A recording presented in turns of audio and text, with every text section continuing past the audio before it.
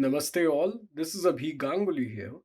CSRF had invited me to deliver a talk on reading consciousness and aesthetic experience in light of Abhinav Gupta's Tantric lens.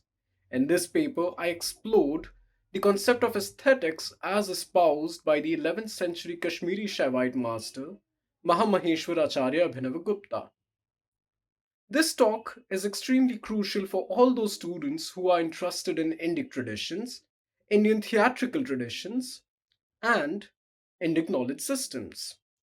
In case you had missed out on this talk and were perhaps not able to attend for some reason, then go straight and dive deep in Vallath's YouTube channel where they have uploaded the lecture of my talk.